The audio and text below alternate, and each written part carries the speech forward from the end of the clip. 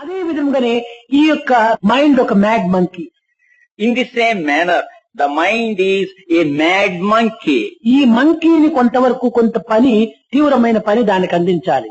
Therefore, this monkey must be entrusted with an absorbing work.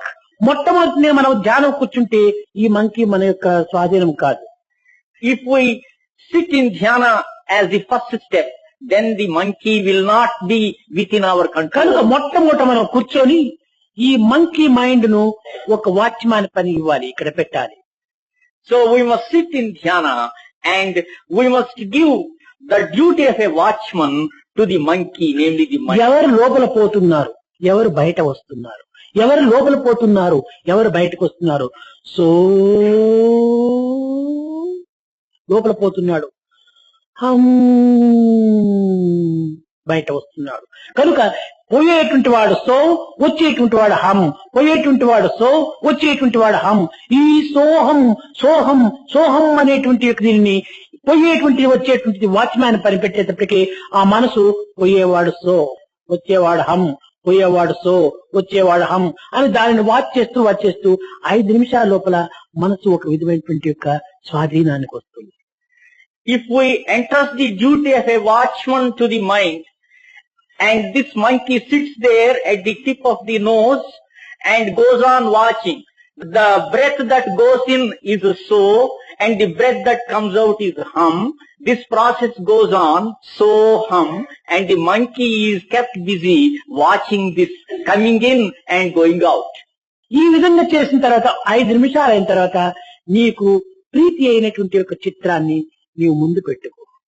After 5 minutes, after keeping the mind busy for 5 minutes like this, have a picture which is dear to your heart. లేక ఒక జ్యోతిని నీవు ఎదురుగా పెట్టుకో. Or have a flame in front of you. ఆ జ్యోతిని నీవు కన్నులు తెచ్చి చక్కగా చూడు. Look at that flame with your eyes wide open. ఏ యొక్క జ్యోతిని నీవు బహిర్ముఖమైనటువంటి జగత్తులో నువ్వు చూస్తువో దానిని క్రమక్రమేణా కన్నులు మూసుకొని ఆ జ్యోతి నీలో ప్రవేశించినట్టుగా ఇమేజ్ చేయి. Imagine that flame which you have beheld with your eyes wide open. After closing the eyes, you imagine that that flame is kindled within you. కేవలము అక్కడ కూడా నువ్వు మనస్సుకు ఒక తీవ్రమైన పని పెట్టాలి. There also the mind must be given a busy activity. A mind, ఆ జ్యోతిని తీసుకొని వచ్చి నీవు నా హృదయంలో తీసుకుని రా అని ఆ మనసుతో ఆ జ్యోతిని హృదయంలోకి తీసుకుని పోవాలి. We must make the mind bring that flame and deposit that flame within the recesses of our heart. అక్కడ హృదయ కమలం లోపల జ్యోతి వెలుగుతున్నట్టుగా చింతించాలి. In the lotus of the heart, we must imagine that this flame is ablaze. అక్కడి నుంచి ఆ జ్యోతిని సర్వాంగములలో ప్రయాణం చేయాలి. ఈ చేతిలో చేయాలి, ఈ చేతిలో చేయాలి, కడుపులో చేయాలి, కాళ్ళల్లో చేయాలి, కన్నుల్లో చేయాలి, నోటితో చేయాలి, చెవులు, అంత దేహంలో ఉన్నటువంటి సర్వాంగములకు కూడాను ఈ జ్యోతిని ప్రయాణం కలుపుతూ రావాలి. Then this flame must travel all over the body, through the limbs, through the stomach, through the eyes, and through every portion of the human body. ఈ దేహమంతా సంచారం చేసిన తర్వాత ఆ దేహం నుంచి తిరిగి బయటకు తెప్పించాలి. After this flame moves all over the body, then this flame must be brought out of the body. ఆ జ్యోతిని నీ కుటుంబంలో ఉన్నటువంటి సర్వులు యందు ఉండినట్టుగా నీవు భావించాలి. You must imagine that that flame is burning bright in all the members of your family. అక్కడి నుంచి నీ ప్రక్కింటి వారు, నీ బజార్లో వారు, నీ మిత్రులు, ఈ అందరి యందు కూడా నువ్వు ఈ జ్యోతి ఉండినట్టుగా భావించాలి. Then you must realize that this same flame is burning bright in your neighbors, in the people of your locality, in your friends and relations. అంతేకాదు తదుపరి నీ శత్రువుల పైన కూడా ఈ జ్యోతి ఉంటుండదని నీవు నిరూపించాలి. At a later stage, you must prove that you are able to realize that this flame is burning bright even in your enemies. అప్పుడు ఈశావాస్యం ఇదం సర్వం.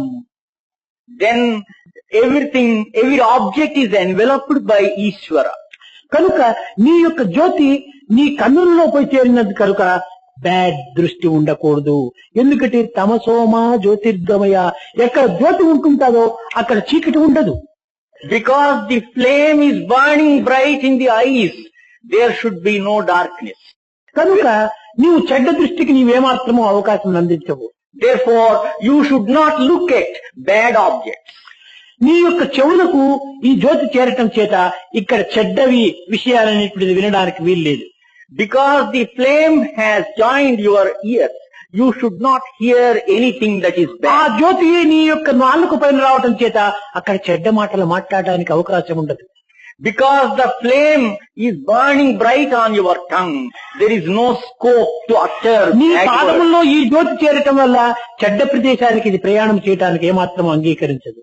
Because this flame is bright in your limbs, your feet should not go to bad places. నీ చేతుల్లో ఆ జ్యోతి చేరటం చేత చెడ్డ పనులు చేయడానికి ఏమాత్రము ముందంజ వేయవు చేతులు. Because the flame is there in the arms, your hands do not undertake any bad work. కనుక ఈ ఏక జ్యోతిని అనేక విధములైనటువంటి యొక్క ప్రయాణములు సలిపి సర్వత్రా ఉన్నటువంటి యొక్క పరమాత్మ జ్యోతి, పరబ్రహ్మ జ్యోతి ఒక్కటే అనేటువంటి యొక్క సత్యాన్ని మనము గుర్తించుకోవటంలో ఈ ధ్యానం అనేటువంటిది ఎంతైనా మనకు సహాయకారిగా ఉంటుంది. So, this one flame travels to several objects and it enables us to realize that the same reality is all pervading. మీరు దీపావళి పండుగ రోజు మీరు కొంతవరకు గమనించి ఉంటుంటారు. అనేక క్యాండిల్స్ అంతా పెట్టి ఒక క్యాండిల్ తీసుకుపోయి ఒక్కొక్క క్యాండిల్ తో మనం అంటిస్తూ వస్తుంటాం. On the Deepavali day, Uttar Pradesh Diwali, on the Diwali day, which we call Deepavali, row of lamps, we keep a row of cressets, earthen cressets, and with one flame we kindle all the flames. కానీ ఒక్క జ్యోతి నుంచి అనేక జ్యోతులు మనం అంటిస్తూ వస్తుంటాం. With one flame we are able to kindle myriad flames. అంటించిన జ్యోతి పరబ్రహ్మ జ్యోతి, అంటింపబడిన జ్యోతులు జీవన జ్యోతులు.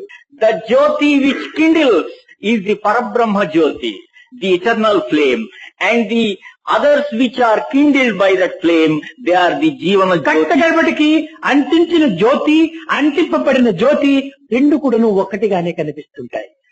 At last, the flame that kindles and the flame that is kindled, they are identical. కనుకని ఈ పరబ్రహ్మ జ్యోతి జీవన జ్యోతి రెండు కూడా ఏకం కావటం చేతని బ్రహ్మవిత్ బ్రహ్మైవ భవతి, అది ఇది రెండు ఒకటి.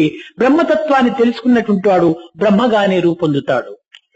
Because these two flames become identical, one and the same, it is said that one who knows Brahma, Brahmavit, he will ultimately become Brahma himself. కనుక జ్యోతి మెడిటేషన్ చాలా ఉత్తమమైనటువంటిది.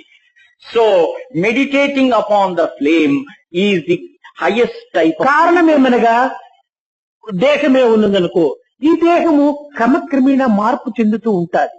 Because this body, take it for instance, it goes on changing. కనుక ఈ జ్యోతి మార్పు చెందడానికి ఏమాత్రం అవకాశం లేదు. But this flame doesn't undergo change. ఎట్లనగా దీనికి ఒక చిన్న ఉదాహరణము, A little illustration to prove this. ఒక చిన్న తొట్టిలో నీరు పోసి పెట్టాము. You keep a tub of water. కానీ ఒక్కొక్కరు ఒక్కొక్క టంబ్లర్ నీరు తీసుకుని పోతే ఆ టబ్ లో వాటరు తగ్గిపోతుంది, క్షీణమైపోతుంది. If each one draws a tumbler out of the tub full of water, at a stage there will be no water in the tub. ఒక ప్రదేశంలో ఒక లారీ ఇసుక తెచ్చి పోసాము. At one place we have deposited a lorry load of sand.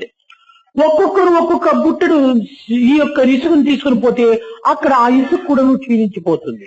If each one carries away a basket full of sand, all the sand would be exhausted. కానీ ఒక జ్యోతి ఎక్కడైనా మంటించినామంటే ఆ జ్యోతి నుంచి 1,00,000 మంది జ్యోతులు అంటించుకొని పోని ఈ జ్యోతి తగ్గిపోదు. But out of one flame, one may kindle million flames, but this primordial original flame remains. కనుకని ఈ జ్యోతికి క్షీణే పుణ్యే మధ్యలోకం విశంతి అనేటువంటి ఒక దశ ఉండదు. So there is no phase of diminution or destruction for this great flame. కనుక జ్యోతిని నీవు మెడిటేషన్ లో ఉంచుకొని తదుపరి నీకేమైనా ఆరాధన రూపం నీకు ఒక ఇష్టం ఉంటే ఆ జ్యోతి లోపలని నీ ఆ రూపాన్ని కూడా నీవు స్థాపించుకో లేక నిలబెట్టుకో. So focusing your attention upon the flame, if you have any form which you like, any form which is after your heart, you keep that form in that flame and meditate. కనుక నా ఆరాధన దైవము ఈ యొక్క జ్యోతిలోనే ఉన్నాడు. పరబ్రహ్మ జ్యోతి నుంచి అన్ని జ్యోతులు కూడా వచ్చినాయి అనేటువంటి యొక్క ఏకత్వ భావాన్ని మనం అభివృద్ధి పరచుకోవటం ఇది చాలా సార్థకమైనటువంటి యొక్క meditation. It is the best form of meditation to think that the form which I adore is in the jyoti, in the flame, and that flame is in all. కానీ ఈనాడు అనేక రకములైనటువంటి మెడిటేషన్లు చాలా విరివిగా పెరిగిపోతూ వచ్చినాయి. And today there are various types of meditation that are propagated. కానీ చెప్పుతూ ఉన్నారు కానీ దాన్ని అనుభవించిన వారు ఎక్కడా కనిపించడం లేదు.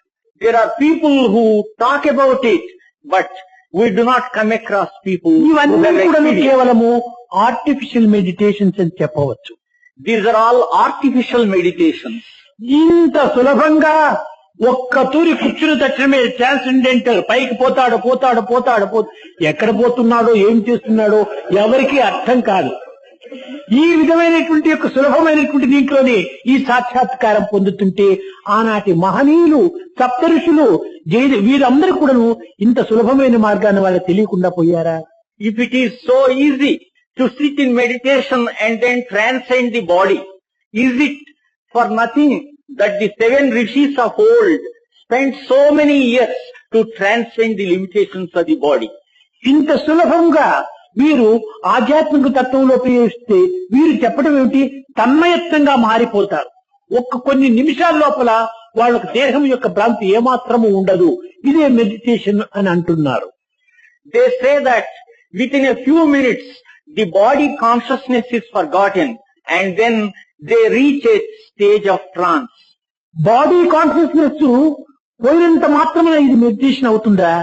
Simply because body consciousness is lost, we cannot describe that state as meditation. బాగా 2 బాటిల్ తాగేసేస్తే అది కూడా body consciousness.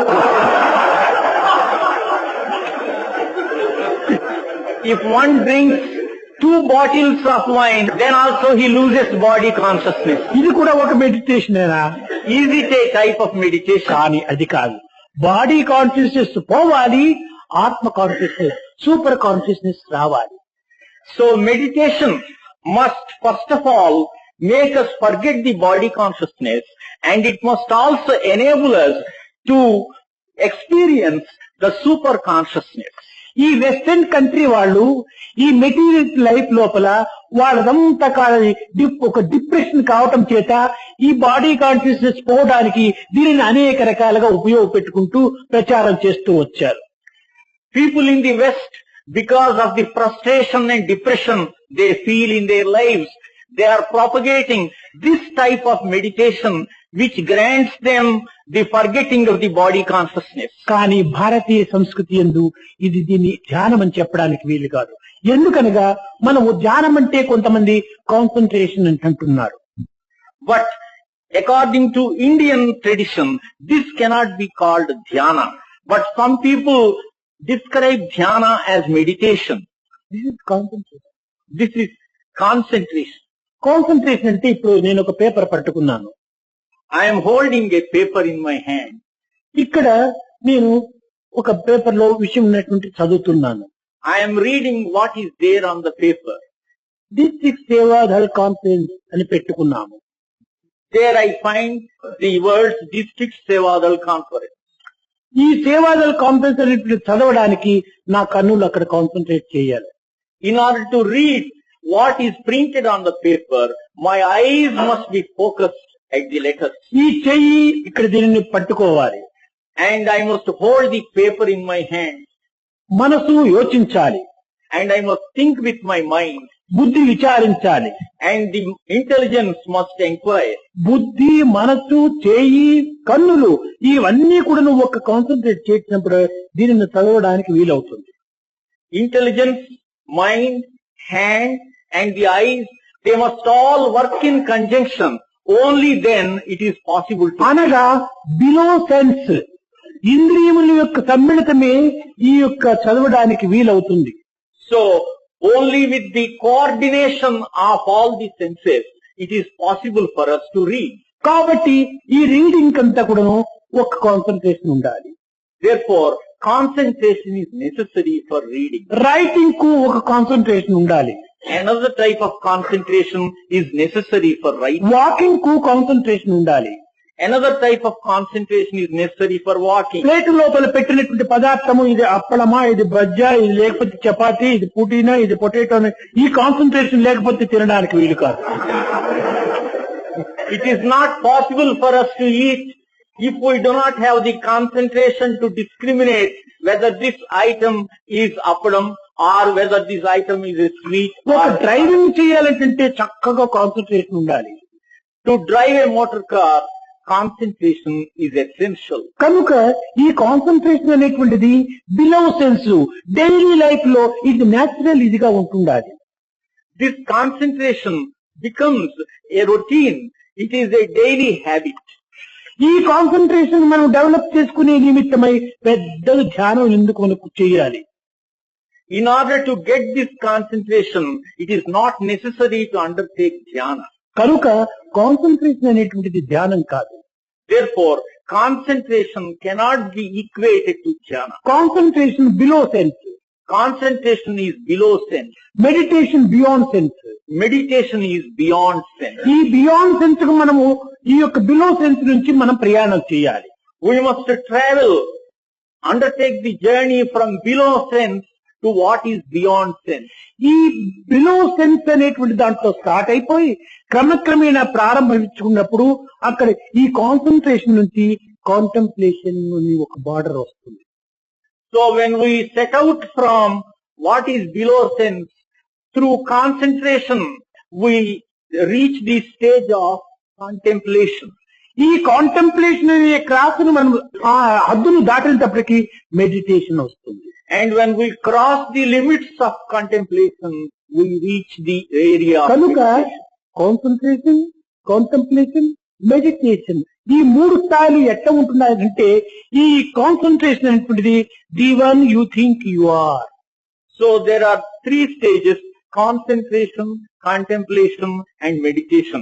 Concentration may be compared to the one you think you are. The one others think you are contemplation. Contemplation is the one others think you are. ఇంకా meditation అనేటువంటిది the one you really are. And meditation enables us to recognize the one you really are.